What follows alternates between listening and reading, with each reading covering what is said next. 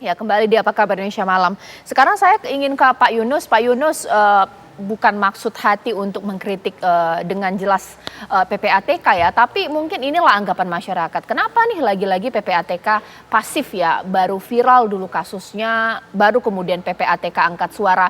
Sebenarnya sudah beberapa waktu lalu kita sudah lihat ada dugaan kekayaan tidak wajar dari AKBP Ahirudin, keburu viral. Ini kan agak kurang percaya juga. Bagaimana sih sistem PPATK untuk mengendus modus seperti ini, Pak Yunus?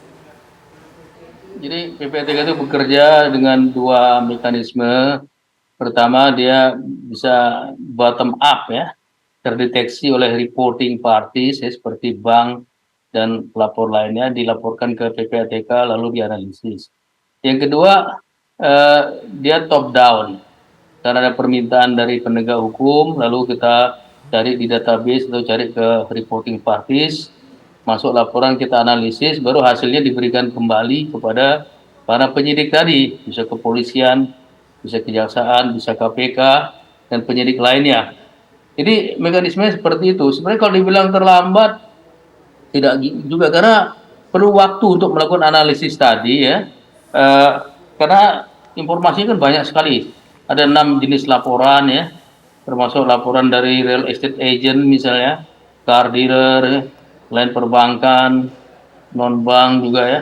Semua itu perlu didalami dengan menggunakan software yang namanya GoAML ya. Jadi perlu waktu, dan ini sebenarnya sudah dideteksi sebelumnya, hingga uang yang jumlahnya puluhan miliar itu sudah dihentikan sementara berdasarkan pasal 41 ayat 1 Undang-Undang 8 2010. Ini belum sampai ke upaya paksa seperti penyidikan. PPATK bukan memblokir, bukan ya, dia menunda, menghentikan sementara transaksi itu karena diketahui atau dicurigai ada kaitan dengan hasil tindak pidana. Baik. Setelah dilakukan analisis dari laporan yang masuk dan segala macam itu, baru diberikan hasilnya kepada penyidik. PPATK mengamankan saja, menghentikan sementara itu mengamankan. Dia yang akan menyita itu penyidik, yang akan merampas pengadilan. Oke, Jadi ditahan dulu Pak Yunus. memang kerjanya bisa bottom up, bisa top down. Oke, ditahan dulu Pak Yunus. Sekarang saya mungkin kembali ke Pak Ito. Pak Ito, apa yang disampaikan oleh Bang Saur di sini apa ya? Seorang aparat penegak hukum harusnya tahu hukum, tapi membiarkan aksi duel di depan mata. Kayak preman ini Pak. Ini ada apa dengan institusi kepolisian? Kok ada oknumnya seperti ini, Pak Ito?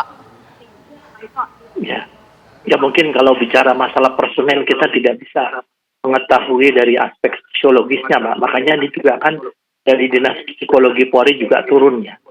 Karena kalau kita melihat dengan tidak mendahului keputusan sidang kode etik maupun pidana, terhadap yang bersangkutan saya berpendapat bahwa yang bersangkutan pantas untuk dikenakan sanksi hukum yang maksimal ya. Karena ada pasal-pasal pidana yang dilanggar ya, 56, 304, kemudian penimbunan BBM ilegal yang berhasil dari BBM subsidi dugaan ya. Ada dugaan korupsi, ya di sini saya kira mungkin kembali kepada manusianya ya Mbak ya, karena ya inilah untungnya medsos sekarang ini kan kita tidak bisa sembarangan melakukan sesuatu tindakan yang tidak bisa dipertanggungjawabkan.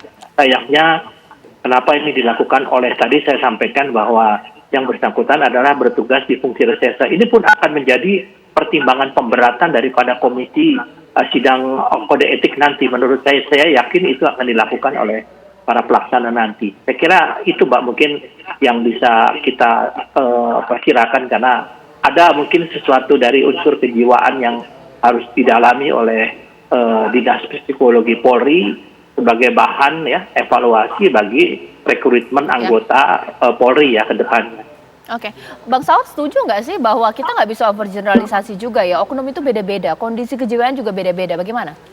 Saya lebih menarik sesungguhnya menuntaskan programnya Pak Ito, Mbak Caca. Kita dorong sesungguhnya polisi, kemudian tidak hanya fokus di pidananya, tetapi money launderingnya kan kemungkinan kuat karena ada 10 miliar sesungguhnya di rekening. Sehingga kita harapkan Kapolri dengan KPK, dengan LHKPN yang sudah bonjrot, segera memanggil seperti kasus yang best practices yang dilakukan oleh KPK, memanggil tetapi sekaligus juga sebenarnya teman-teman di Poldasu kemudian menyelidiki soal dugaan money launderingnya. Jadi maksud kita begini, Ca. dalam beberapa survei terakhir kan mulai sudah menaik ini survei kepercayaan publik kepada polisi.